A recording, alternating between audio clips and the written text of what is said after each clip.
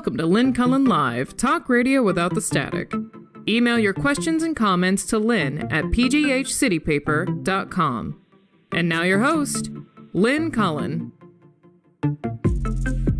Testing. 1 2 1 2 1 2. I think I'm here. Hello. It's October 27th. Sorry yesterday, but I was under the weather.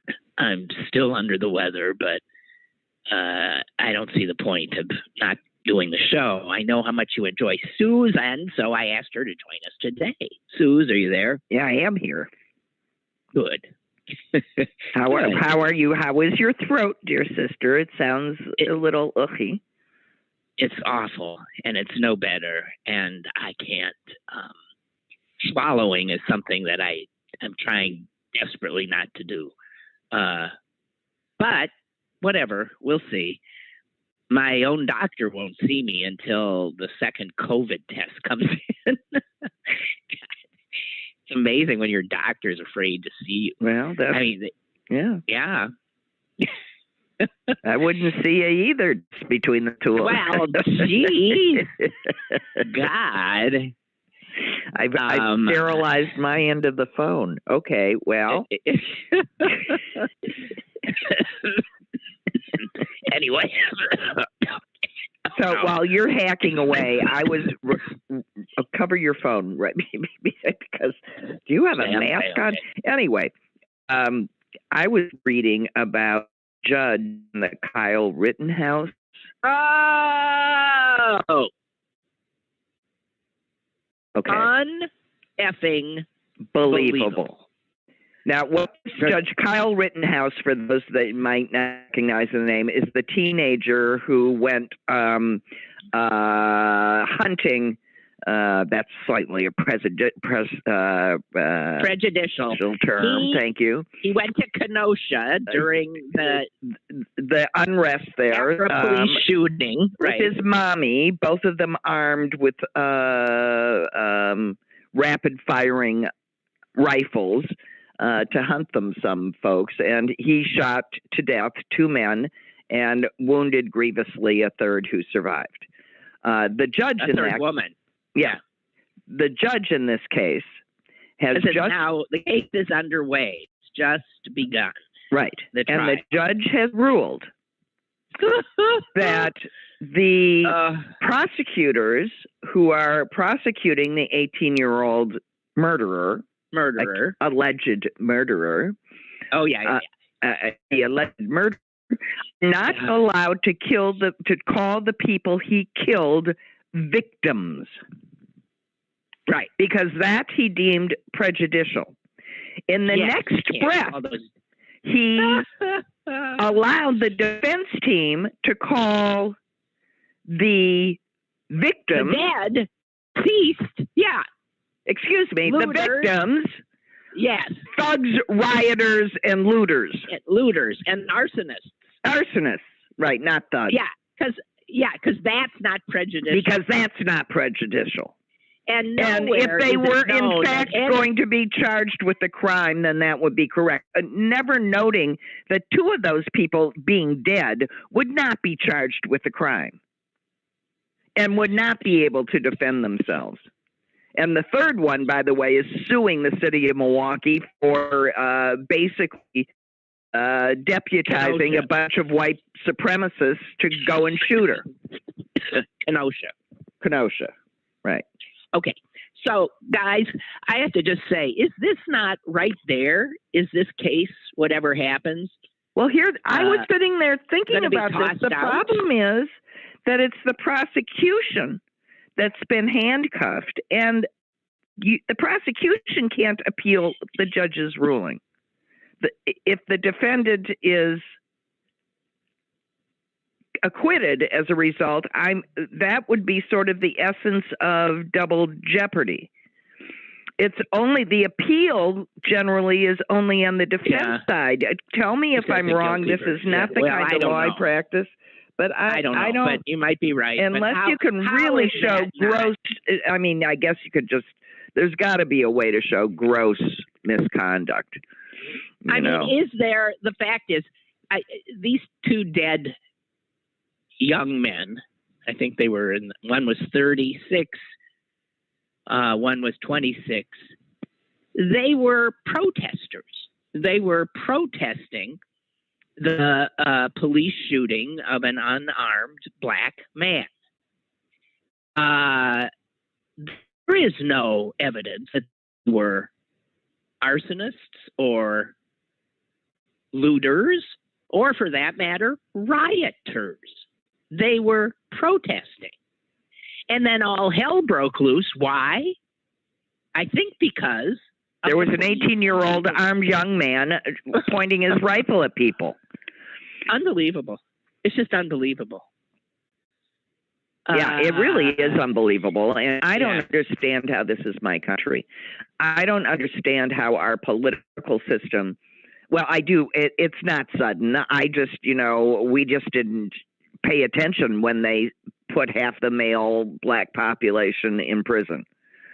But now that we're paying attention, this is just appalling. Yeah, it's appalling. And since are we doing appalling? Oh, no. No. I mean, I've got tons. I also do want to know exactly this time 3 years ago that the rampage at Tree of Life happened. Yeah. Exactly. It started a bit before 10. And, 3 years ago. And that murderous scum has not yet been tried.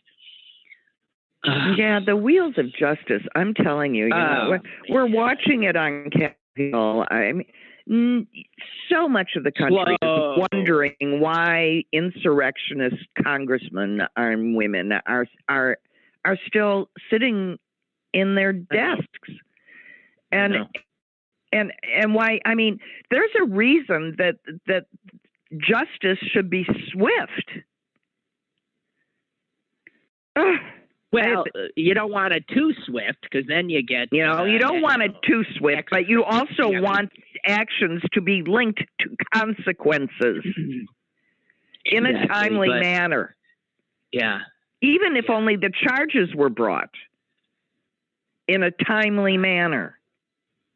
Yeah, this is why I get down in the dumps, because the rate at which our institutions are responding to the ongoing effort to destroy our democracy is so agonizingly and maddeningly slow that I just don't see us catching up. I just don't. Not when we have open, I don't know what to call that man who happens to be a judge in Kenosha. Well, his name is Schrader, if you want to call him his name. He is, this has to create, I can't imagine the blowback. It's unbelievable. Well, let's do it this way. As long as you can't call the dead victims, but you can call the dead arsonists, rioters. Without you can defame them. Evidence. You can't call the rape victim a victim. Can call her slut, though. Yeah. Unbelievable. I saw it too and just went berserk. So yeah, I actually didn't. Times because I knew it was going to make me go berserk. But then when I actually read it, it was worse than I thought it could be. Yeah. Here's another one. Oh, I see. I thought you were accusing me of saying appalling all the time now, and I had to censor myself for, No. But you were just saying we're doing appalling as the theme. Yeah, I don't want to. Oh, I don't want to, but I do have another one. A high school teacher in New Jersey has been suspended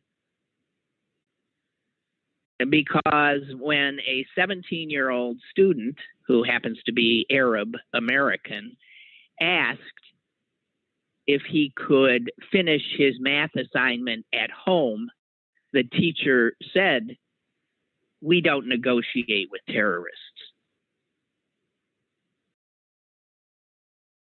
Well, that was unfortunate. Unbelievable.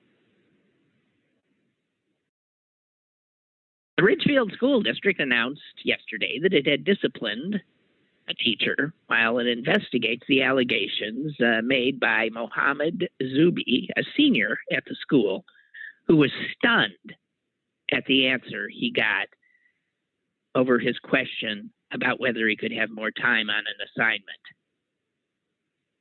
And he said it in front of the class. He said the class, there are people in the class, some started laughing, and other people just, their mouths were hanging open. Well, it's so good for him that if this were to happen, it happened in front of all those witnesses. Exactly right. So, I mean, he even turned around to a fellow student and he said, "Did he just say that?" And she said, "Uh-huh."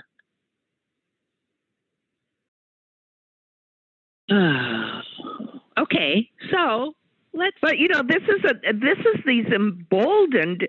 Excuse the term because it's the only accurate one. Assholes are showing up at school board meetings. I mean, when I was sitting at the president's chair at the head of a school board, there were already enough absolute disgusting people there making my life miserable. But I wasn't a firm life. Yeah, right. I mean, this was literal sport to try and, irritate the local school board. But these people were actually involved. Yeah. No, I want to point out that the thing is what I said about while this to destroy our democracy continues apace, one of the things that the other side, the right wingers, do is they work. They work and never stop. And they always have targeted local level. They don't necessarily go for the top. They set their sights lower, which then results in an incredible amount of power. Well, what they're doing now with school boards is first of all chasing well-intentioned, good people who in most communities are not paid. This is volunteer, are by law not paid. Yeah, they're not paid here. They're generally not paid. It's a huge job. You're not paid. And why should anybody have their homes picketed, their children targeted, their lives threatened? Why would anybody do that? So the people will be reluctant because our side is not doing that it's not our side that is threatening school board members. It's the other side. And once they chase all of us off, they'll take the seats. Can I just say this is the interesting part, because the people that are so riled up at those school board members and don't understand how they got there and why they aren't representing them, I would like to point out to you that I would bet half of everything that I have that not one of them had ever voted in a school board election or paid any attention to that at all. And maybe if they had, they wouldn't be so mystified by who put these people in their chairs and whom they were representing. Well, I don't know. I don't know about that because, Well, I do, because I know I've watched school board turnouts, and if you get 4,000 people out of, 100,000 voting in a school board election, that's a big turnout. Well, it's school board turnouts are generally, if it's in a major election, obviously there's more votes, but most people don't know who they're voting for in a school board election. Very few people. They're voting blind. They're voting blind, like they vote for judges. So who knows? All I know is that the right is, and they've got money. They've got Coke money. They've got a lot of other money coming from these gazillionaire types who are funneling these efforts to destroy school boards all over the country. I've been reading just terrifying stuff about it. So what I'm just saying that's the school board. They do this on a number of levels and in institutions. And meanwhile, our side plods along, following the rules. And for instance, I actually saw here's a letter from somebody wrote to the Times, and I understand what she's saying. It was a letter about, I suppose I now don't have it, how our side is not paying enough attention and that Trump is really a threat. And I can't find it. She says, it's not that we don't understand that Trump is a threat. It's that we are exhausted. Okay. Well, I'm just saying, yes, we are. Yeah, we are. So who? The war isn't over yet. I mean, with that theory, we would have just packed and gone home in 1942, and that would have been the end. Yeah, exactly. Okay, I wanna change the subject because I'm not feeling well to start with, and I don't want to. Well, do you want to hear one funny, appalling story? Okay. Okay. Well, 3 guesses. What is the only state that has legalized marijuana that is losing money? I don't know. Oh, that would be Missouri. It has legalized marijuana? It has legalized medical marijuana. Oh, and it's being sued right and left because, of course, the bidding process was rigged, and who got the contract, the licenses was all rigged, and one person's always one denied licensee has already been granted a $26 million judgment, and and there's other lawsuits to file. But they were always going to give the profits from the business to the Veterans Foundation, and now the foundation is funding the lawsuits. Well, yeah, I mean, this is the same governor that Parsons, who when the newspaper reporter simply right-clicked and got everybody's social security number, they're now suing the Post-Dispatch and the. He said, "I know for hacking because a reporter reported that the state's website was in fact allowing people to see social security numbers of the employees of all the teachers, and the response from the governor was to sue the reporter." For hacking. Say, oh my God! For hacking. Thank you. Yeah, no. Yeah, for hacking, and not only that, the reporter had warned them 3 days prior to publishing the story, so they could clean it up before the story was published, because they had no desire to endanger all those people's security, and instead, what they did was initiated. That's what they do in Missouri. They either retract or they file frivolous lawsuits. Well, that's what they've learned from Donald Trump. That's what Trump does. I mean, and then you just keep suing and suing and suing, and then we get tired and we go home. So no, we can't get tired or go home. Right. And more of us obnoxious types like me that don't mind a good verbal battle need to keep running for school board. Well, I don't know. I don't know that I'd run for school board right now. I don't know. I never would have run for school board. I hate meetings. Yeah, boy, that was a skill. Let me tell you, learning how to sit still, look interested, and and benign relatively through what were 6-hour meetings routinely. God, see, I killed myself. I couldn't do it. Couldn't do it. No way. Forget it. So I just need to,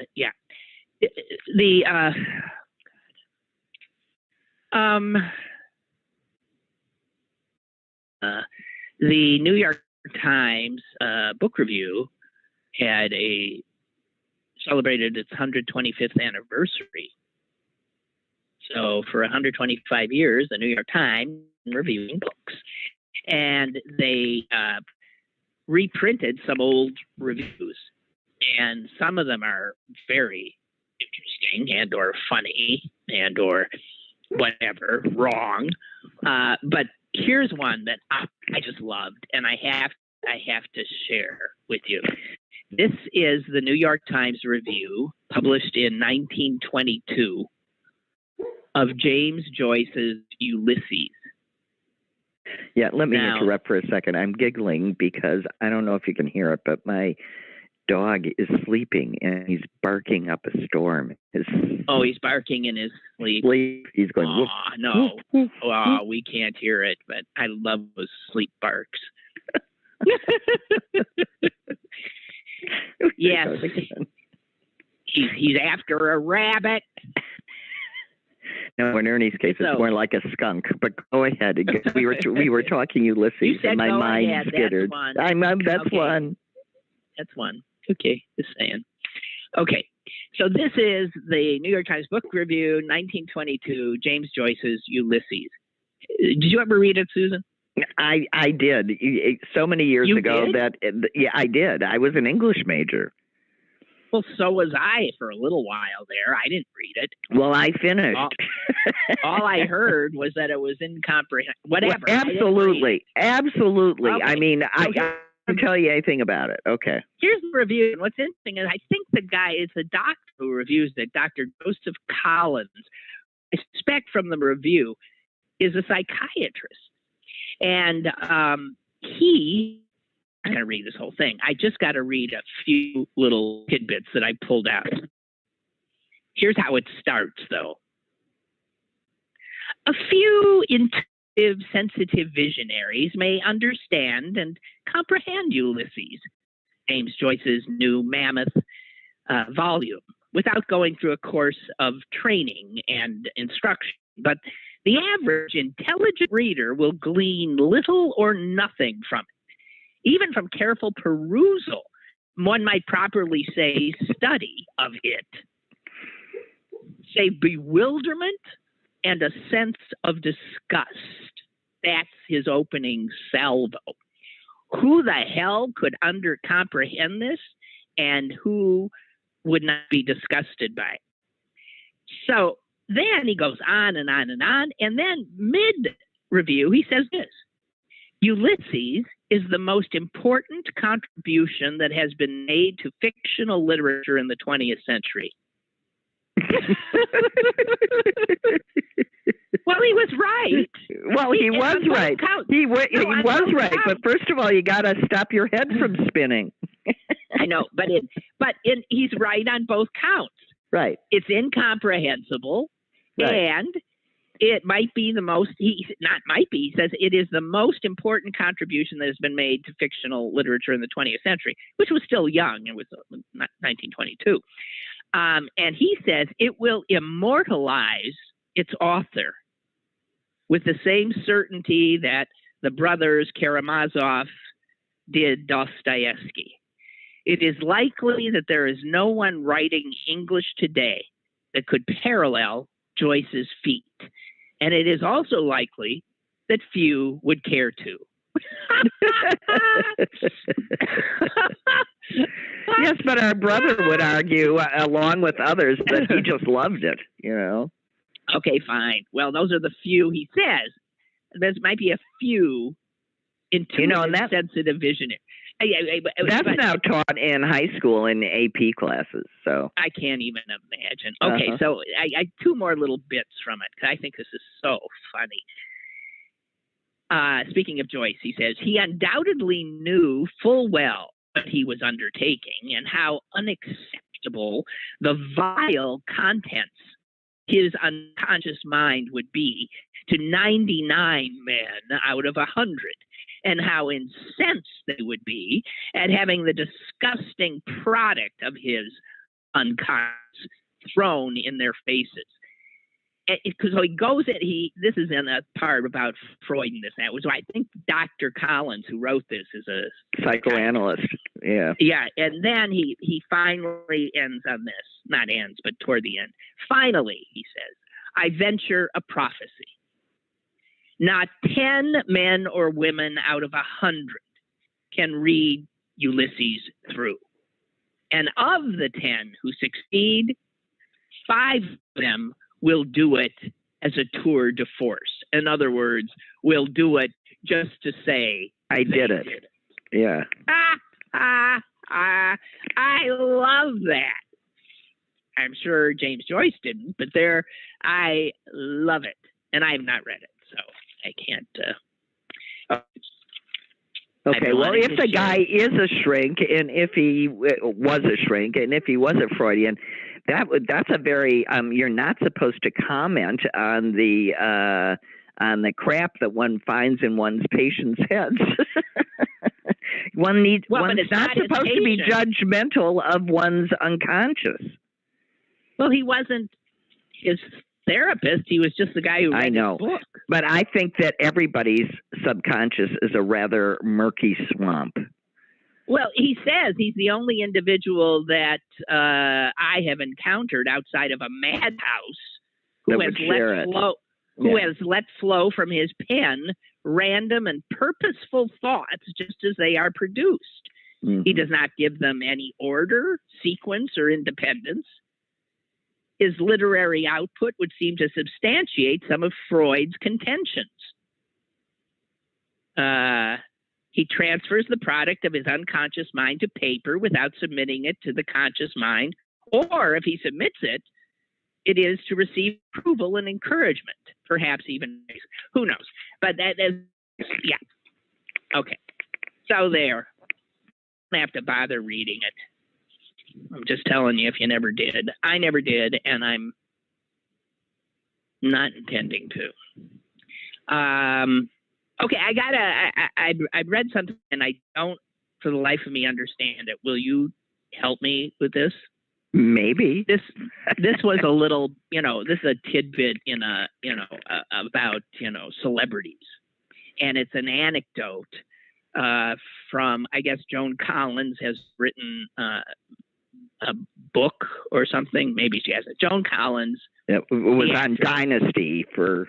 Yes, and she's still alive. She's 88 years old. With raven hair still. Yeah, well, sure. Raven hair and crimson lips and no wrinkles. Right.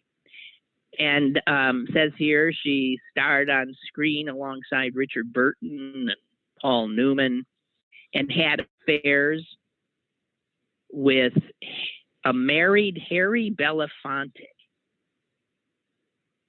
and a young Warren Beatty.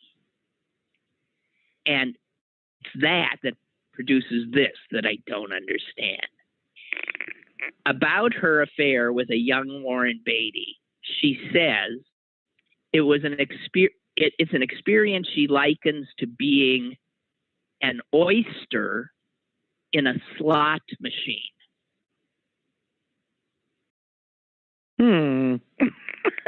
You don't get it either? What does that mean? Well, seriously, and it sure doesn't sound like she thinks of herself as a scabbard. I mean, who's the slot machine and who's the oyster? Well, but I mean, I don't understand what's how an the oyster is a slot machine. I don't understand. What well, does that mean? I hear. We have talked ourselves to the conclusion. What is it? What she's describing their relationship in this way. It made no sense. Was an oyster in a slot machine. It makes no sense. It was. Yeah, I think that's exactly what it means. It means, how did this happen? She was 20 years. She had to be 20 years older than him, first of all. And well, I don't know. I don't think so. If she's 88 now, have you seen him lately? Yeah, he's got to be. He's not 68. He's not. He's even more than 78. So that's just a 10-year difference, if that. I think. Well, I think that's what it means. I think it's an imaginative way of trying to put a square peg in a round hole. Okay. An oyster in a slot. By the way, she is now. She was married 5 times. She's still married to the 5th, and he's 30 years younger than her. Now that's what raven hair and crimson lips and pert breasts and no wrinkles will get you. And when she is asked about the age difference, she has been known to quip, "If he dies, he dies." See, I think she's just probably a boatload of pleasure. I think she's funny. Yeah, that's what I mean. Just a fun broad with a lot of energy. Because I gotta tell you, one husband was enough for me. I saw a local story about people who were 100 years old, and by the way, one of them is the father of Father Joseph. Yeah. And there was a woman, 100-year-old woman, forget where she is. I mean, it's all around here. It's local people. And she still works at McDonald's. 3 days a week, she works at McDonald's. You know what kind of work she does? There's a picture of her sweeping the sidewalk outside. And I was going to say she busses the tables because she talks to everybody. She does the windows. She's 100 years old. So what? Isn't that wonderful? Yes, that's absolutely wonderful. And the reason that she does things like that is why she's 100. Well, she's alive, and yeah, exactly. But wow, God bless her. Lynn writes, hang on. The reason that this author, James Joyce, and book, Ulysses, is so acclaimed is due to the introduction of stream of consciousness method of writing. Aha! Not because of any brilliance in the content of the book. No periods, no commas, just free form word salad. So, that's a good, okay, so he did something, and that's why the guy says this is historic, because he's done something no one else would do. But it's not historic if it doesn't actually create something after it. So he wouldn't really, he is deeming it worthy at the same time that he calls it historic. He was disgusted by it, and having not read it, I'm not sure what disgusted him, that he found so objectionable. Was it sexual? I don't know. I have no idea. I can't remember. There's not a word of it in my head. Well, isn't that the one where it was Molly Blue? Yeah. Yes, she said, yes, I will, yes. Yuck! Was that it? Was that well, probably. Yeah. I don't. I mean, as I said, I didn't read it. I just heard about it. Okay, so I've got one more from an old actress. And this one I understand, but I loved it. And I came across this also while reading in that 125th anniversary New York Times book review. And this is, I guess, Rex Reed was doing... I remember him, yes. Oh, yeah. He was doing an interview with Ava Gardner. And, extraordinarily beautiful actress who had been married a relatively long, tumultuous relationship with Frank Sinatra, right? Yeah. They were married. Yeah. And he writes that she's sitting on the floor, stuffing Nathan's hot dogs and swilling champagne and cognac. Stuffing in Nathan's hot dogs, swilling champagne and cognac, and says to Reed what she thinks of her ex-husband's marriage to Mia Farrow. So this places it, he's gone on and married Mia Farrow. And here's what Ava Gardner said. Ha! I always knew Frank would end up in bed with a boy. I knew that's what she was going to say.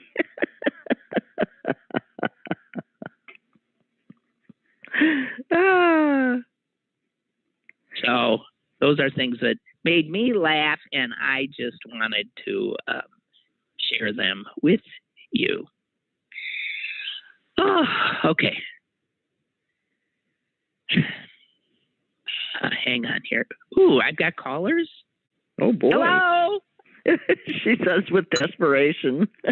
No, I'm sorry. I who knows how long they've been there as usual. Hello? Hey, Lynn. Hey, Susan. It's Mike in Upper St. Clair. Hi, Mike. Mike, hi. Listening to you two boobies kibitzing about Joan Collins has been the joy of my morning. But maybe I'm up. Okay, so what is it? What about the oyster and the Yes. Oi. What are we wrong about? What do we don't get? What do you do with an oyster? How do you eat an oyster? What you just throw it into the back of your throat. You slurp it. Slurp a oyster. When performing fellatio on a woman, which I have never done, if God is my witness, what sound do you make? She's making a reference to their sexual behavior. Lynn, do you remember? Okay, wait. So, see, this is, okay, I knew we weren't right about this. Okay, so you're saying, back up. Thank you so much. I thought somebody, and you're the only one who had the nerve to do it. So again, she said, it's of course, because he's innocent. An experience, she likes it to being an oyster in a slot machine. Oh, but I've never seen, I don't gamble. What does a slot machine sound like? Put something in a very tight hole. Jeez, man, you two boobies. I got the tight hole thing. I just didn't get it. It still doesn't. I still like my answer better. No, you might, but Mike is right. That's never bothered me for a minute. It's an oyster, but okay. Well, I'm so happy. I'm so happy that we arranged your insides with laughter. That's good. Yeah, you did. Thank you for that. Okay. I just want to say I can't eat. I've never eaten an oyster. I love oysters. The idea of it makes me sick. Oh well. They're really More good for for me. the environment, apparently. And I just watched a video on Vox VOX videos that talk about how oysters are good good for the coastline because they stop wave erosion. They clean the oil. They clean the water. Oh, don't worry. We'll kill them. We already have. We have. We are killing them. No, I think the warming temperatures. The warming are killing them. Yeah. And we've also over them by eating them. Yeah, we've overfished or over oystered. Well, I am innocent of the oyster issue. As am I, and I stand tall on that comment. It's all on me, folks. Oyster in a slot machine. Oh my God. See, by putting this in this article, it was assumed that people would understand it, wasn't it? That everybody's as perverted as I am, perhaps. Well, Lynn and I are two of the most, for being as raucous as we are two of the most innocent of innocents. Oh, come on. You think? I do. What? I do. Maybe. Well, yes, did you know I was a virgin?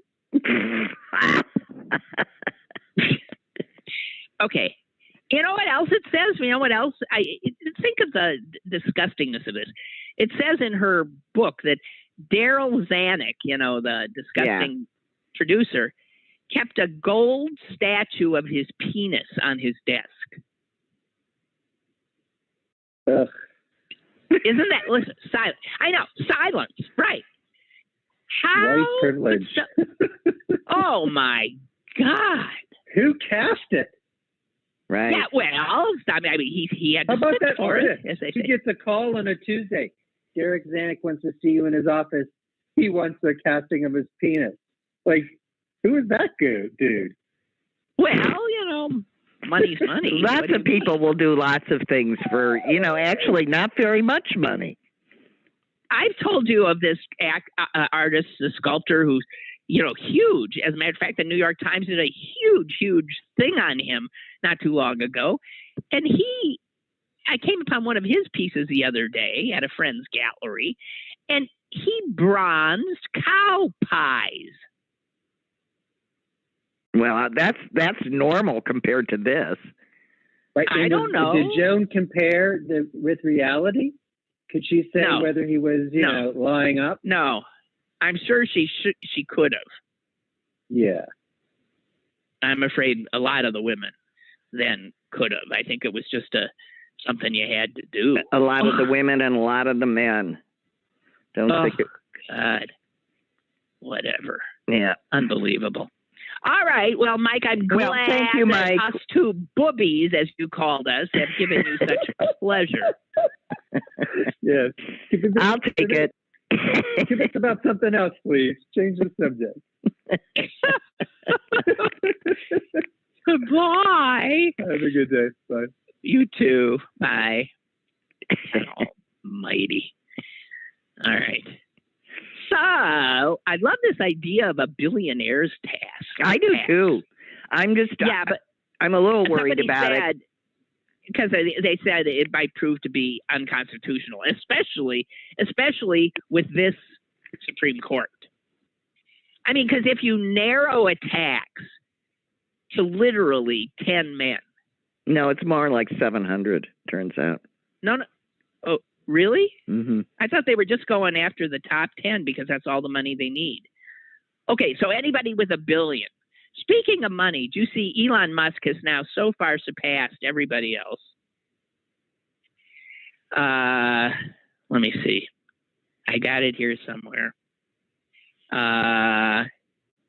Just this week. I guess it was because who did it? Hertz bought 100,000 Teslas.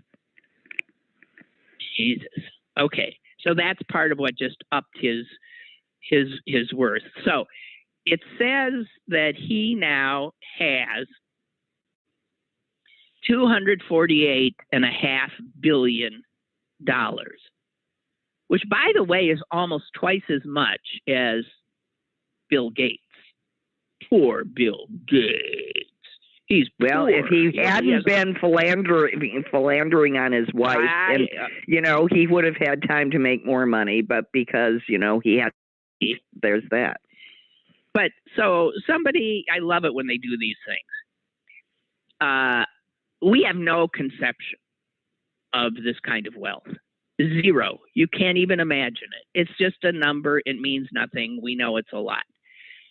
Somebody figured out if Elon Musk from this day forward were to spend $1 million a day, do you know how long it would take for him to spend his wealth? $1 million a day. Several eons? I have no idea.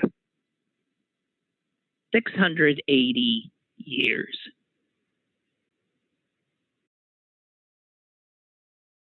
So almost 7 centuries spending $1 million a day.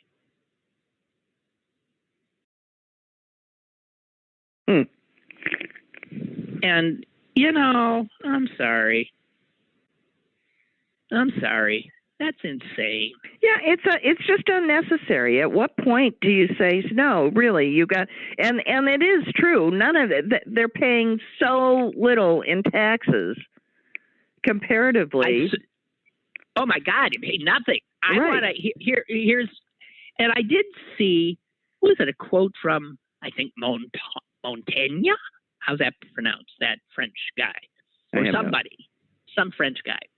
And it was translated, and it said something like, what did it say? It said that money and celebrity are something that once you get it, you absolutely have to have more and more and more. In other words, what he was saying was, it's an addiction. It becomes an addiction. There's no way anybody with that kind of wealth needs more money. They couldn't give it away fast enough if they wanted to. And it's like an addiction. And I think it's true. I remember once when I asked for a raise right after I'd been at Channel 4 for a while, I asked the general manager for a raise, which, believe me, I deserved. And he said, look, here's what happens. If I give you a raise, you'll just spend more money. And then you'll feel like you need a raise again. Oh, for heaven's sakes. Did he say that to men? What do I know? Okay, I found out something a little scary. I guess this morning I first saw this. Do you know that our military is freaked out right now because of something China did? I mean, we know China's getting yeah, their supersonic thing. It says China stunned. I don't like it when China stuns our intelligence operations, which means our intelligence operations didn't have a clue. Okay. China stunned U.S. intelligence and military officials by testing a nuclear hypersonic missile that traveled into space, made a full orbit around the globe, and then came back down at its target. Now, I'm not sure quite why that. Anyway, the chair of the Joint Chiefs, General Milley, says this is a very significant event. Yeah. I don't know if it's quite a Sputnik moment, but I think it's very close to that. Now, for those of you who don't remember the Sputnik moment, that's when the Russians beat us into space. Beat us into space. And we were caught so far behind and, with our mouths agape. So I guess we don't have this kind of capability at all. No. So also, Milley said this, if you take a step back in terms of history, we're in one of the most significant changes in what I call the character of war. We're going to have to adjust our military. So, guys, our military now is vulnerable. And because it's an old military and it's built on old ideas of what the Chinese are going to clean our clocks in so many ways. I just can't. They scare the shit out of me, if you want to know the truth. Well, just add it to the list, Lynn, of things that are, we're in another Cold War, a Cold War. It's a Cold War with Russia. It's a Cold War with China. And Russia and China are going to cozy up. It's scary. Yeah. And I was not thrilled with Biden saying that we would defend Taiwan. I say, let the Chinese have it. I don't give a damn. We should, more people should die for Taiwan. It is technically an island that belongs to China. Just saying. Yeah. So, I don't know. It's like get in line. There are so many things to be worried about, and and frankly, my attention is mostly here because the forces that are out to get me are local. Yeah. Well, the political tumult and turmoil and terrifying stuff. I saw something, you don't even want to see it. I saw some guy, Sykes, his name is, I think. I don't know. He was talking to a bunch of Trumpers and taking questions from the audience. And one guy said, so this might shock you, but I just want to know, they are taking our freedoms. They are destroying our country. That's us, guys. I just want to know, when do we use the guns? Yeah. Our guns. All right. And he got, and there were applause. People were like, yeah. And this guy looked perfectly normal. No, I've been saying this for I've been asking for years now. What do you think those guns are for? Yeah. Right. It's scary. Hey, I have a new hero. Yes. Frances Haugen. That is the woman whistleblower, Facebook. Yeah. It's amazing what she did. It is amazing. What she started, because now the avalanche is falling. Well, but they haven't even, all these news operations are still, they haven't, this makes the Pentagon Papers grab look like nothing. She has given the SEC and a number of media operations a trove.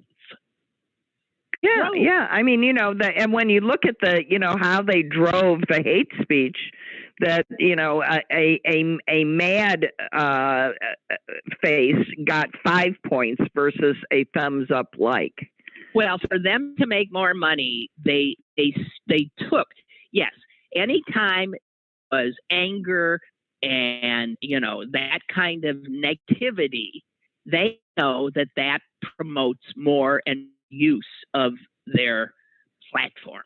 And so those things were pushed because it made them money, got them eyeballs. Even though, what was the thing where I think... even though quite literally, damn the torpedoes. Why am I blanking on his name, the jerk? The guy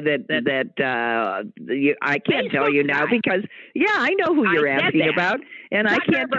Yeah, all right, Zuckerberg. Okay, so Zuckerberg. The answer is I can't tell you because you asked. Okay, I think when he testified, he lied. He said something like 5% or something of. I can't. No.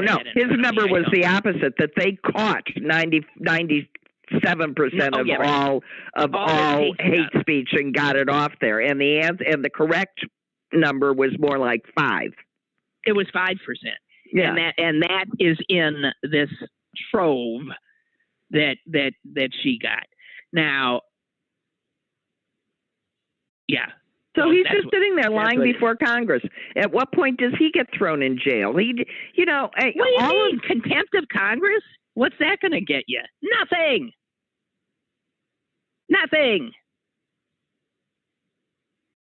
There has to be a penalty for lying to Congress.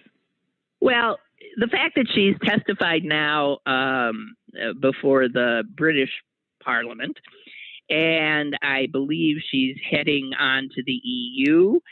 She's doing meetings with officials in France and in Germany, and in Brussels, she'll be speaking to the EU officials. And she's going to be giving them all this crap too. And she went over there because she knows that they are much further along with their willingness and intent and ability to hold them accountable. Yeah, to rein them in. Yeah. So unbelievable, though. Really she unbelievable. Is what she did. I mean, she's just my hero. Frances, I think it's Haugen. Probably. Yeah. God bless her. God bless her. And I just wish everybody would get off the goddamn thing, but people won't. Well, and in many places it's their entry to Wi-Fi. But that's not true. Not true in this country. There's no excuse in the United States to still be on Facebook. You could hurt this guy by getting off. And you know what? You used to be able to keep in touch with people you wanted to. You know, other ways. And there's other ways. I would not. Nah. I know this show has a Facebook page. I don't even know how to get onto it. I don't know the password.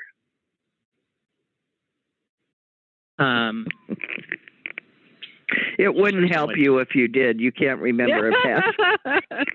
No, I know. Yeah. So, whatever. My God. Well, you sound like you feel better anyway. Well, I was just thinking, this was good. This was good because, see, if I'm not engaged like this, I'm just sitting here trying not to swallow. Right. Because every swallow, I have to grab something. It is so painful. And I can't sleep because of that. Can't sleep. So I'm a little sleep deprived, to say the least, too. But, yeah, this is a distraction. And I love it. So I really medicated up right before the show. Mucinex and all that kind of stuff. I don't know. You sound better, so I think it actually... I was drinking tea. My friend told me to put a teaspoon of honey right straight down my throat, which I've never done.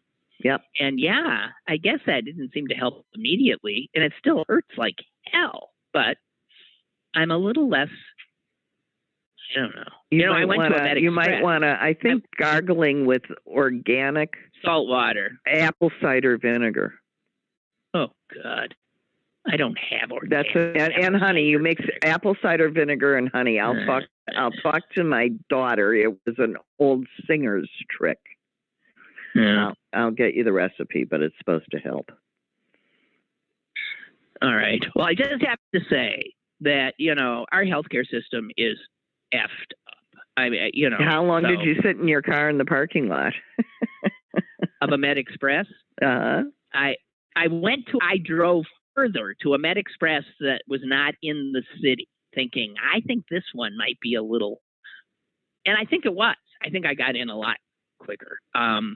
But they had told me it would be at least 90 minutes before I could come in. And it was less than that. I think it was more like an hour they got me in. And then once I was in, I was there for some time because there was a poor little child crying, screaming. Oh, God, I hate that. But, and then when I finally got seen, there wasn't even a doctor in the place. There was a physician's assistant, which, I guess, okay. I also didn't feel like they did the swabs, sticking swabs up your nose. It was done so quickly. I mean, I've done an at-home test. I really troll around trying to make sure I get everything. And this was like, boing, out. And then they said that was the quick one. And then he was going to do another one for the longer one, which I haven't gotten back. And that was the same thing, boing. And I'm thinking, I don't know about this. So, I don't know. Well, I would feel better if they had done the test where they tickled your brain. They don't seem to do that anymore. Well, they did it to the mother right before they took her off to surgery, right up to her nose, and she yelled at them about that, too. Is she still yelling? Yeah, still unhappy. She is. Yeah. But she's doing She's doing fine. She's doing fine, but just general anesthesia and a 99-year-old woman is going to take a little time. Has very little energy, but she's walking around. She's eating 3 squares a day. She's just fine. Okay. Now, how long are you there? I'm going to go tomorrow, but I'm going to be back the following week because she's got an appointment with the surgeon, and I think I should be there to protect him. Yeah. Oh man. Oh. Gee. All right. Well, poor guy. Okay. All right, Suze. Hey, thanks. Okay, please feel better and keep in touch. I thank you. I will. All right. Okay. Bye-bye. Okay. Bye-bye. And guys, I'll try to do the show tomorrow. Okay. I just feel like crap, but I did it. So what's Susan doing? Having trouble getting off. Anyway, so there it is. Thanks, and I'll see you. I think tomorrow. I sound okay, don't I? All right. I'm going to go think about oysters and slot machines now. Bye.